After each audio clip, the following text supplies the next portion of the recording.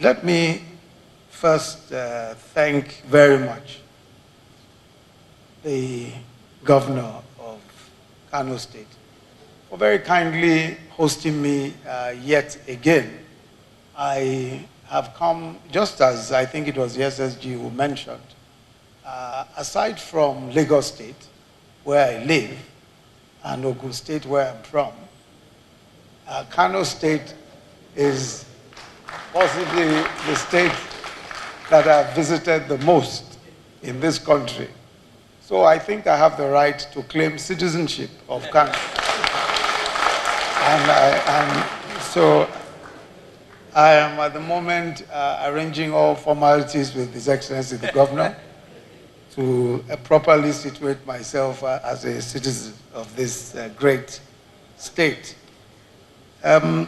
I bring you very warm greetings from His Excellency, the President of the Federal Republic of Nigeria, President Muhammadu Buhari, who, as you know, also regards Kano not just as home, but as his strongest political base.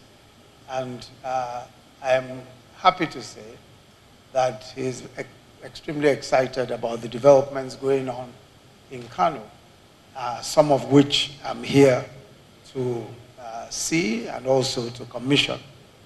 Earlier on today, I have been at a few places to commission some of the landmark infrastructural projects that are going on in the state.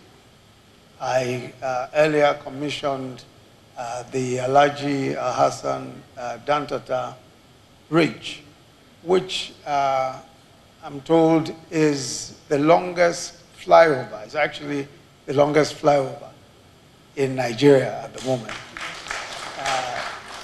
2.5 kilometers of the flyover. We note that it's not the longest bridge yet. The longest bridge being in Lagos. But that bridge was built by the federal government. So this is the longest flyover by any state government. 2.5 kilometers of, and this is really excellent. I've also been to see I've also commissioned the underpass, the Tijani Hashim underpass, which is also another incredible architectural piece. And I think it's worthy of celebration. We're there physically to see it, and I think that is one of those very important landmarks that will stand out as an infrastructural achievement here in Kano. I also commissioned, laid the foundation stone of the Karibula Nasir Kabara Bridge, which is the one right in front of the Muritala Mohammed Hospital. And we hope that that will be completed soon. As a matter of fact, we are told it will be completed in 3 months from now, and every one of the promises that has been made by His Excellency the Governor about completion of projects, I find that he always is very accurate about his timing. So I expect that this will be so. And very shortly we'll be commissioning, as His Excellency has said, the Cancer Center, which I'm told is also an iconic infrastructure in Kano. So I think that with all of what we're seeing in Kano State, and it's fair to say that Kano State stands out as one of those states that is keen into the infrastructural agenda of the federal government. It's important to point this out because perhaps the most important one of our projects, one of our programs, is infrastructure, is the development of infrastructure. In a few short years, as a matter of fact, in 2 budget cycles, we've invested almost 2.7 trillion naira on capital alone, which is the highest in the history of the country, despite the fact that we're earning almost 60% less than previous governments. So there's no question at all that for President Muhammadu Buhari, infrastructure is key. And of course, One of our signature projects is the Lagos-Kano Rail, which has gone as far now as Abeokuta, and we're hoping that we'll be able to complete that Lagos-Kano Rail in the shortest possible time.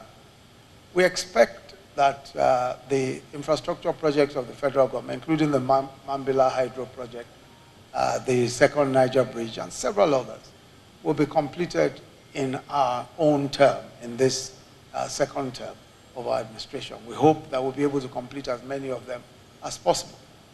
Infrastructure is key to everything that we intend to do. It's key to resolving most of the major issues that confront our country, especially the economic issues. We need to be able to connect the economic zones of Nigeria. We need to be able to connect the south, the southwest, the southeast, the south-south to the north, and all other areas. All the zones of this country have to be connected in order to be able to realize the economic objectives that we set out for ourselves. But I want to say also that the Kano State government has also set the pace in achieving the educational objectives that the federal government under President Buhari has set for us. On June 20th, while inaugurating the National Economic Council, the president announced that the federal government would enforce the free and compulsory education for the first 9 years of the school life of a child. And almost immediately, we found that Kano State, under the able leadership of the governor, launched the free primary education in Kano State. I was here to launch that. I was here specifically to launch that and to be Mr. President's witness at the launching. Since then, the governor has also shown that there is a need for us to be innovative and there's a need for us to be focused on education of children. That is the future of our country.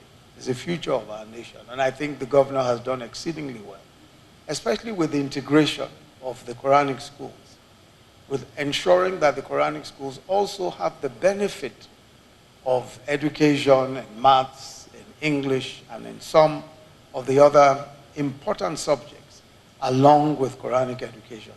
I think that that's a very important, is very important strategically for us, very important strategically for us as a country. And I'm very pleased to see that this is going on here in Kano State. The figures about the number of out-of-school children going down is important. It's a very significant development, very significant development.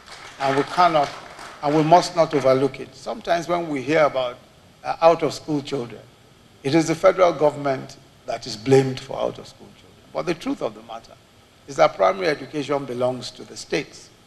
And it is the states that ensure that children go to school. And so I'm extremely pleased to see that the governor of Kano State, again, has blazed the trail and has shown the example, excellent example, of educating our very young people. Poverty remains, as the governor pointed out, one of the major issues that confronts our country. And the president, again, on June 12, 2019, made the declaration that it is the intention of our government to take 10 million people every year out of poverty in the next decade, such that in the next 10 years would have taken a minimum of 100 million people out of poverty. Now that may sound ambitious, but I must say to you that we are extremely committed to that, and we're extremely focused. This explains why it is that we launched the Social Investment Program. I'm sure that most of us are familiar with the Social Investment Program.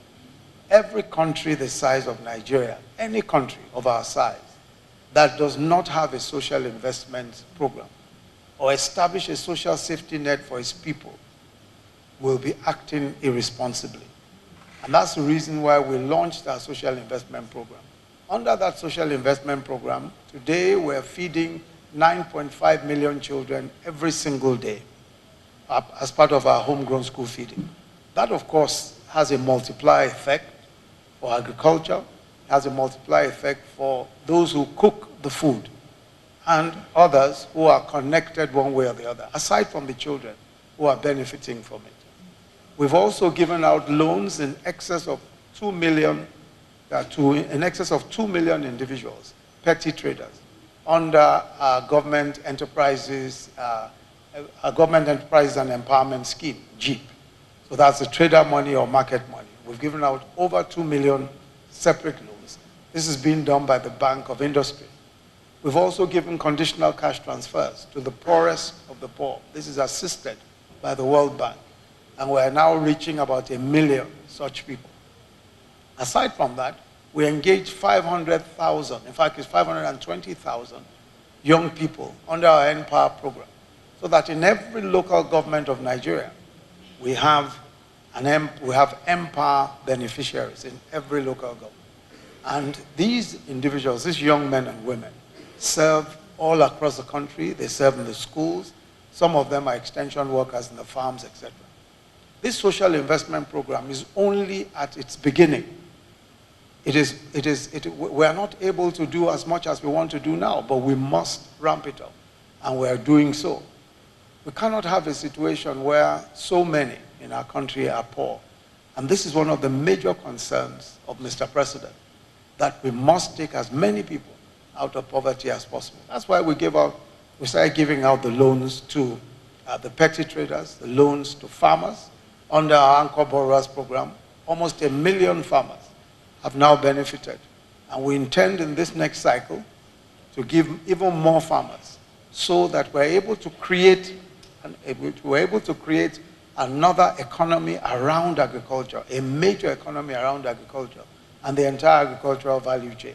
So it's important for us that Nigerians are taken out of poverty. And I'm really pleased to find that, again, the government of Kano State has always keyed into the social investment programs, and also does several of its own empowerment programs for many of our people who require the assistance of government at this level. I'd like to say again that Kano State remains one of the very best examples of what is going on. But in particular, I want to commend you for the peace that has reigned in Kano State. It's very important that we see and that we experience peace. And I'm glad to see that you have also been able to deal with all of the issues that we find here and there, banditry, kidnapping, etc. The federal government, as you know, is again committed to ensuring that there is peace and security in Nigeria. And one of the ways is by our community policing strategies. We expect that when the community policing strategy is fully rolled out, we will be able to experience even greater peace in our country. Because really, policing must be local. It's the most fundamental attribute of policing, that it is local, so that local people, local individuals are able to see to the security of their own localities, their villages, and their homesteads. So again, I want to thank you, Your Excellency, very much for your warm hospitality, and to thank you all very much for making the time to come, and to say that we believe very strongly that this state will continue to do even better and better, and that there will be greater progress for this state and greater progress for our country. Thank you very much.